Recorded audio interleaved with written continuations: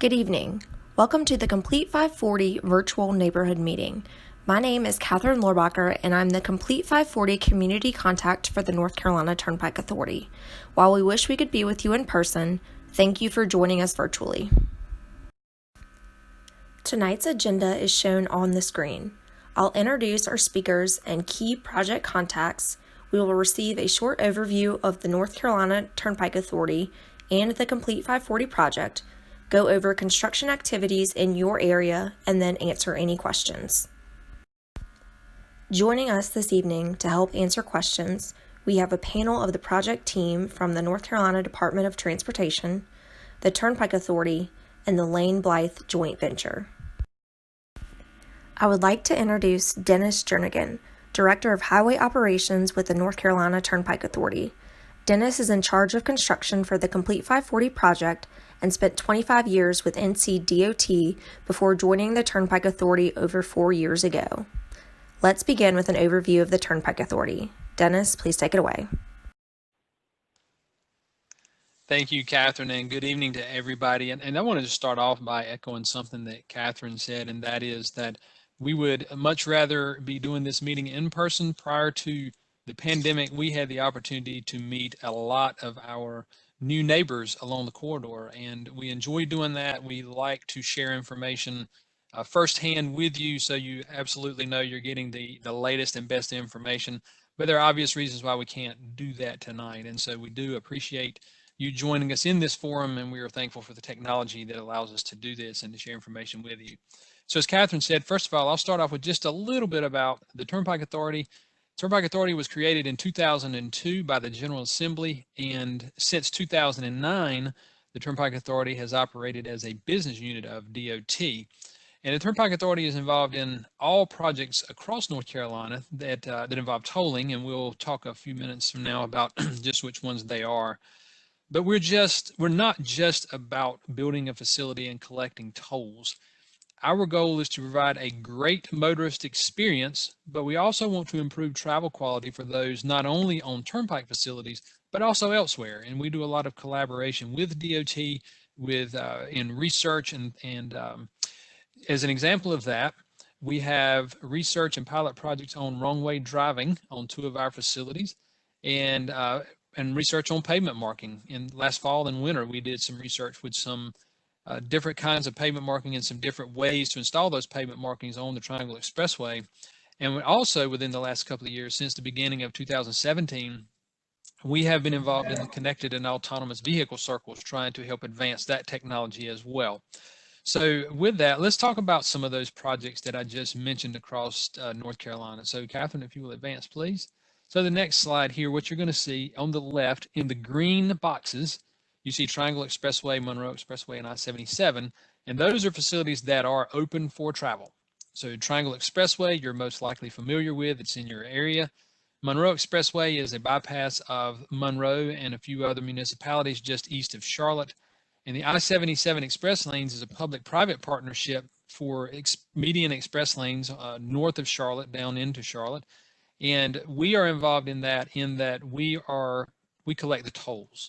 So while that is operated by a concessionaire, our involvement is that we do collect the tolls for that concessionaire.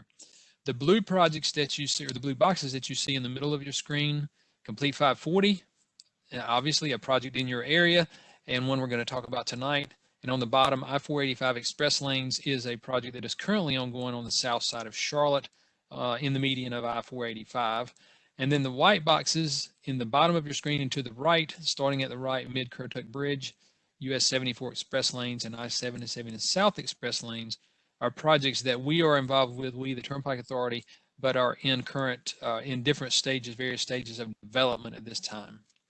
So let's talk about the Triangle Expressway a little bit as we go to our next slide. So why build the Complete 540 project? What is the benefit of the Triangle Expressway? Well, if you look here at this slide, what it shows you is the current expressway that's open to traffic, shows up on the left side, pretty much top to bottom, north-south, if you will.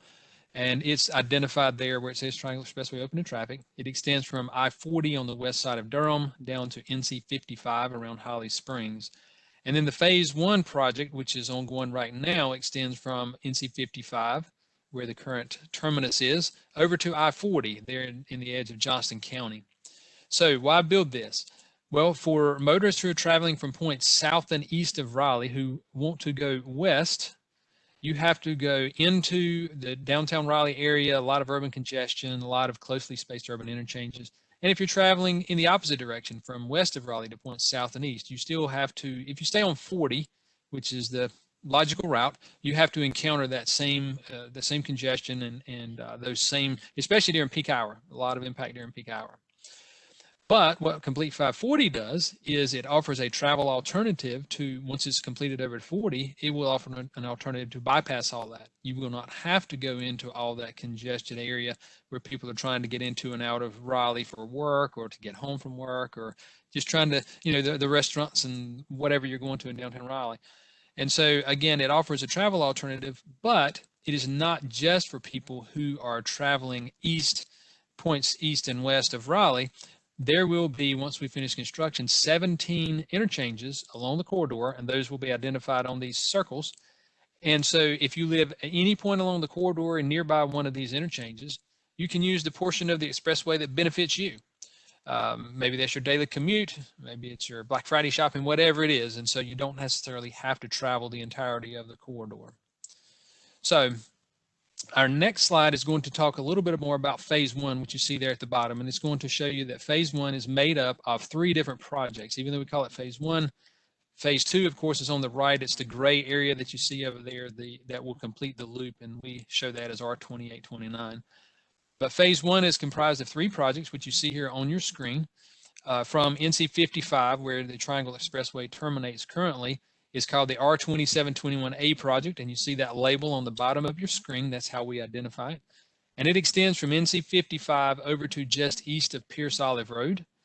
And then the R2721B project picks up from there and extends over to just east of US 401, and that's R2721B.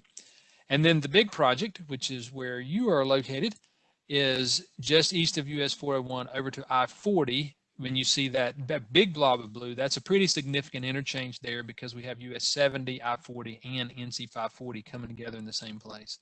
And I mentioned those interchanges on the previous slide, and if you look at the box on the bottom right, they correspond to the numbers there along that project corridor to show you where those new interchanges will be located. And now a pin is going to drop to give you an idea of where your neighborhood is relative to the entirety of the corridor. And so that kind of gives you an idea of where you are located along the facility. So next thing we're going to see is a rendering from Old Stage Road to Sauls Road. And this is a video rendering. So you see the interchange at Old Stage Road, and as we approach Holland Church Road, you'll see that it will be a bridge over 540. And then as we progress on, we will see as we approach Sauls, it will also be a bridge over 540. And if you are interested in seeing this rendering, it can be found on the Complete 540 website. It's over on the right. And you can see, if you're interested in seeing the entire corridor, you are welcome to visit that site and look at it in its entirety. I do want to point out one thing here. You may notice there are a lot of features that you would normally see on a roadway that are not shown. You don't see guardrails, you don't see drainage structures, you don't see noise walls, any of those things that you may see along there. And this rendering was done a couple of years ago before the project design was completed and well before the design noise report was pursued. And so if you do go online and you look at the entirety of the video, you'll notice that's not anywhere. So this is just a very preliminary rendering to give folks an idea of what it would look like once we got, not only now, but also a couple of years down the road. But again, we're going to talk about the noise wall shortly because I know you may have picked up they're not here, and I know that's something of interest. But before that, we're going to take a higher level overview of the area between Old Stage and Sauls just to give you more of a static look without the video moving. So Catherine, there we go. So I mentioned the interchange at Old Stage Road. You see that there on the left. It will be somewhat of a traditional diamond-shaped interchange where folks will be able to get on and off the facility. And then in the middle there, you see Holland Church Road, and we're going to talk some about the detour for that area tonight as well. and then Sauls Road over to the right. And as you saw in the rendering, again, that is also a bridge over 540, but no interchange at those two. And then in the bottom middle, you'll see labeled Kings Ridge. So the next slide that we're going to have up is the public hearing map at Holland Church Road. And you may have seen this one before. We had numerous public meetings before we got to this stage, before we started construction. So it's very possible and probable that you've seen this one before. But there's a couple things we wanted to share tonight. The wide pink area, I know we're going to talk about a lot of the work that's going to be going on in Holland Church while we've got the detour in place. So to give you an idea of some of the things that are there, you see a wide pink area that kind of cuts at a diagonal from high right to low left on your screen. And you see that it crosses under a red rectangle right there where Holland Church Road is. And that red rectangle is the new bridge. And that pink area it's an easement, and it contains Duke transmission, which are the high voltage transmission lines, power transmission lines. And it also contains a Cardinal Williams petroleum pipeline. And so as you can see, it crosses right under the bridge. So we've got to have those relocated. So in addition to the contractor building the bridge, we've got some pretty significant utility work that's got to go on here as well. And before we move off this slide, I want to call your attention just right of center at the bridge. There's these two red parallel rectangles. Thank you, Catherine. And I want you to remember those. We're going to talk about those in just a minute, but just from a perspective standpoint, to give you an idea where you are, if you'll just recall those rectangles in a few minutes when I ask you, and I'll share something about the project design. So the next slide we're going to share actually is the detour that should have been on the postcard that you likely received. And so you notice there, just left of center, is the road closure, very light gray. You see the complete 540 corridor coming through there, and the orange and white striped barricades that show where the road is closed at Holland Church Road, just north of Ashton Hollow Drive and south of Horse Creek Drive. So the detour route includes, from the bottom horizontally, you see Harvey Johnson Road, and then vertically it includes Sauls Road, and then back up to 1010 to get back up to Holland Church Road. Also wanted to share with you that we did coordinate with the Wake County Schools to ensure there are turnarounds that are adequate for their buses. We actually had the county bring a bus out, and just to make sure we build it adequately, they took a couple of turns there and to show us exactly how big that turnaround needed to be, and those are in place. And so our next slide is going to give you an idea of what Sauls Road is going to look like when that bridge is built. Whereas Holland Church Road is an off-site detour, which means you can't go through there, you can't progress through the work area. Sauls Road will be an on-site detour. And so when Catherine clicks here, you're going to see the blue line that shows you existing Sauls Road. It's sort of straight across the photo. And then the green is the detour alignment that is just west of Sauls Road. So if you're familiar with this area, you know where Contender Drive is in that neighborhood. You've got Tavernier to the south of 540, and then at Contender Drive just to the north of that neighborhood there as well. And so that gives you an idea that Sauls Road, once it's under construction, you will be able to progress through that work area just via an on-site detour. And so now we're going back to the overview map, and we're going to look at take a closer look at some of the work that's going on in the area and close to the neighborhood. So we're going to start, when Catherine clicks, we're going to zoom in here to Holland Church Road and Sauls Road. There we go. And since this is very near where you're located, so the box is going to highlight the area as we speak about each one, and it's going to slide up to the right of the screen, and then the map's going to come down and show you, there we go, exactly what's going on. So we're going to start here at Holland Church. And again, one of the things that we're going to go over here is, one of the things that may be going through your mind is, why are we taking 18 months to build a bridge? That seems like a long time. And again, I mentioned there's more than that that's going on. So we're going to show you some of the work that's going to be happening here. And when Catherine clicks, we're going to start with a green box that's going to show up just to the west of Holland Church. And what we're doing now is we're starting to install some erosion control for some grading and pipe installation. So you may have seen some of that work going on. And so that'll be just west of the bridge site. And when she clicks again, what we're going to show you, as I mentioned earlier, there was a major transmission and petroleum pipeline. And this blue arrow somewhat represents how, again, they cross right through the bridge site. So again, we've got to do something to get those out of conflict with the new bridge. And so the first one of those we're going to show you is going to come up in gold color. And this is Cardinal Williams Pipeline's new easement. So you see how they're somewhat horseshoeing around the south side of the bridge.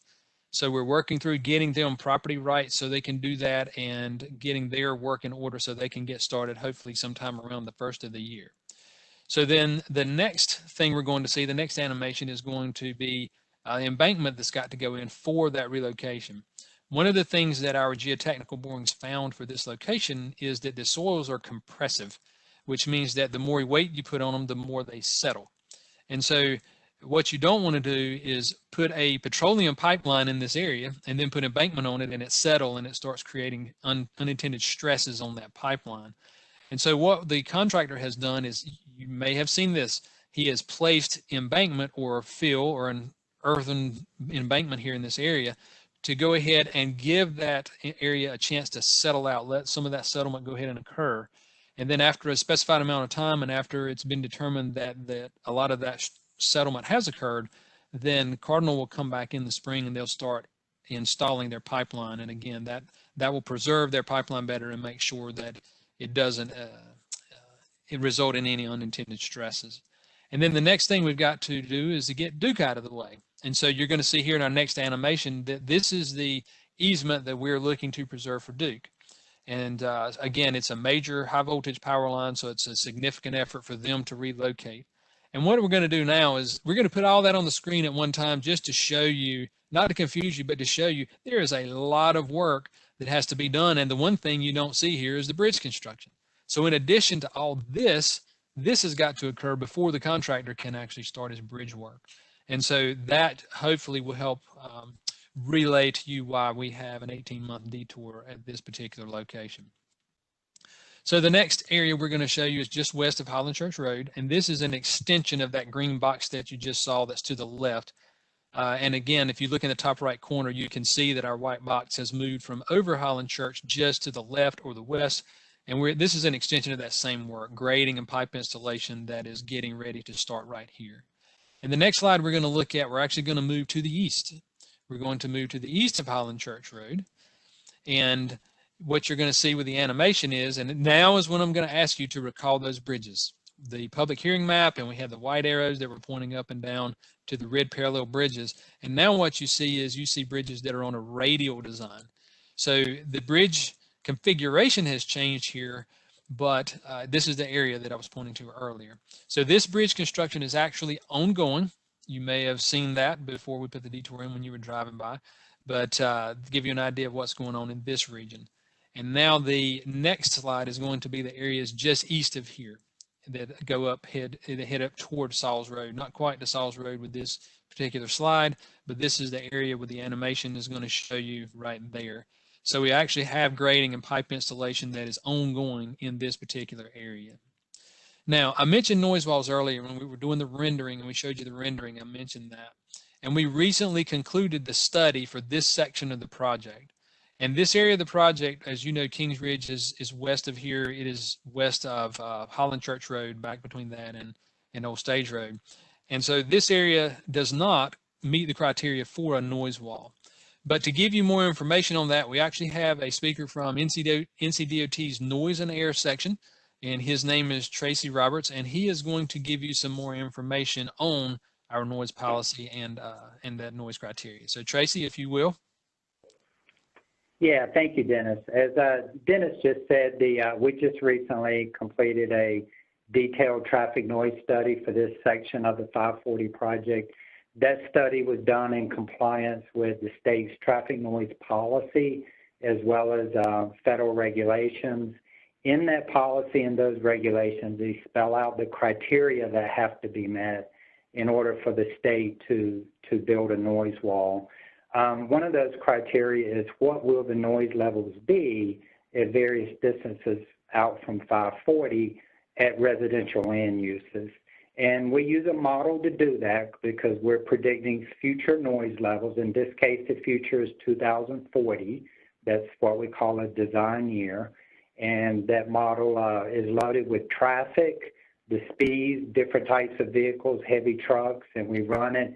And we put in that model the vehicles and the traffic conditions that will result in the worst traffic noise levels or the highest traffic noise levels. That's to a neighborhood's benefit because it increases the chances that a noise wall will work. And we run that model and it gives us noise levels. Noise levels along a highway are, in many degrees, a function of distance from that highway. So the closer homes are to a highway like 540, the louder noise levels will be. And of course, as that distance from 540 increases, the noise levels drop off. And when we did the study for this particular neighborhood, because of the distance of Kings Ridge from 540, and you can see on the map there, we've got Kings Ridge labeled there in the bottom right corner. That distance is simply too far from 540 to reach the noise levels that have to be reached for a noise wall to be considered. Our policy and the federal regulations have very specific noise levels that have to be either reached or exceeded for a noise wall to be considered. So because noise levels aren't going to be high enough at Kings Ridge, a noise wall is not proposed there. I do want to say that this does not mean that you will not hear noise from 540. You will hear noise from 540, and that noise may even bother you, but it's just not going to be loud enough for us for the state to be able to provide a noise wall. I'll also add that noise walls themselves are most effective for houses that are very close to the highway. First 1, 2, 3 rows of houses back, it's very effective. At the distance of Kings Ridge from even if a noise wall were put in, it would it'd be unlikely that you would notice a substantial benefit from it because of that distance. So I'm here to answer any questions you've got. Enter those into the chat box. And Catherine, I'll turn it back over to you. Thank you, Tracy. Safety is the most important concern for our construction team as well as the Turnpike Authority. Please use caution in and around construction zones at all times. And since the work is so close to your neighborhood, please keep children away from any specifically delineated construction zones. For more information on the Complete 540 project, please visit ncdot.gov/complete540. If you would like to email us, you can reach us at complete540@ncdot.gov, or feel free to give us a call at 1-800-554-7849. Or you can follow us on Twitter at ncturnpike or at @NC_QuickPass.